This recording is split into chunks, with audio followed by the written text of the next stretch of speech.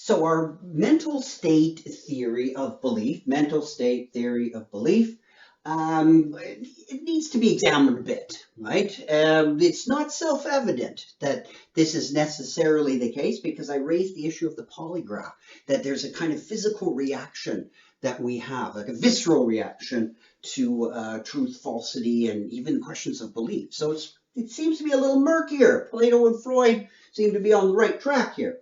So I'm going to look at belief in the activist. Let's say I claim to be an activist, right? Yeah, I believe in human rights. I'm in favor of all this stuff.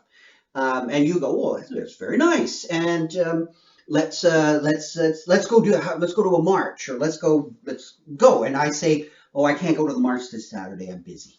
And you say, okay, fine. And let's say you ask me to do several of these kinds of things: letter writing campaigns, marches, protests, etc., etc., etc. All the stuff that we normally associate, getting involved, right? Let's just lump it under that, getting involved. And let's say every time you do that, I say, no, I'm busy.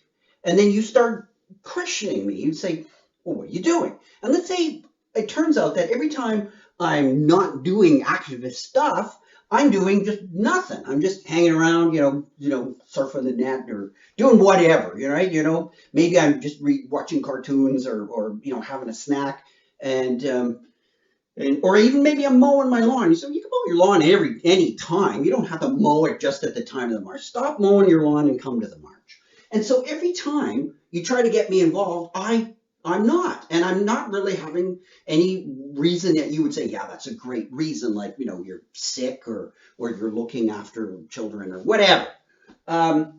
So you would then probably say to me after a while, were you sure you really believe this?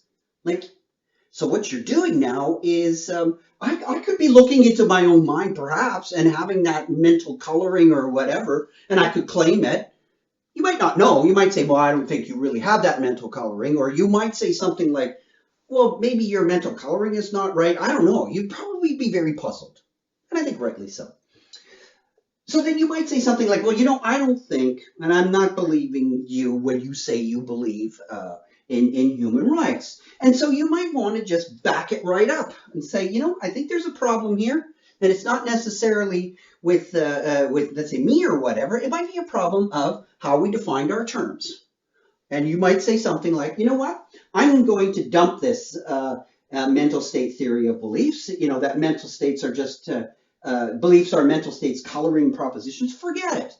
I'm going to go with more of the bodily kind of aspect and say that if you really believe something, you'd be involved. You would do something. So believing and doing, this whole notion of belief and action now, those seem to be linked. And you might make this argument that, well, okay, you don't even seem to want to go or to try or whatever. Like, I get it. You could believe in human rights, and it just so happens that every time there was an opportunity to get involved, you had to look after a sick parent, or you had something really important that you had to do that we might say, yeah, okay, I get it. You can't make it to the rally or something like that.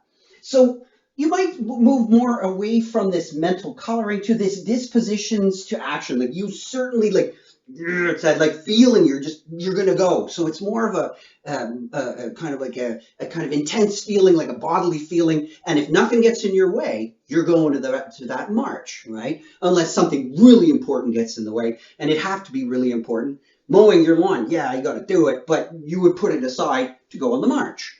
So you might move more towards a disposition action. You might even go stronger and say, you know what, you don't believe something unless, you really, that old expression, put your money where your mouth is, stop talking about it. You got to actually do to show you believe, right? So that seems to be, what a lot of people think could be elements of belief. Belief really is manifested itself now, not in terms of mental states. Belief is behavior, right? So in that sense, also think about the other one. Like, is it bodily in any way? Could no visceral response? Could I, let's say, have no visceral responses to certain propositions about about human rights? Like, if I say I believe in them, is it mandatory for me to have a visceral reaction if human rights are violated? Right? Maybe I go through all the actions and I go to the rallies, but I'm not very passionate about it. I just sort of march calmly and say, pro-human rights. And I don't have an emotional or a visceral side.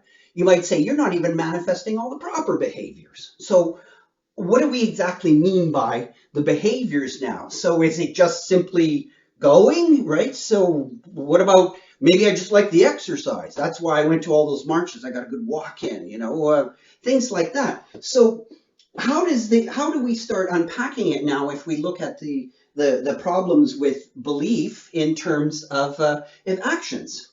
And there's still a few more problems to come with this notion of belief as behavior.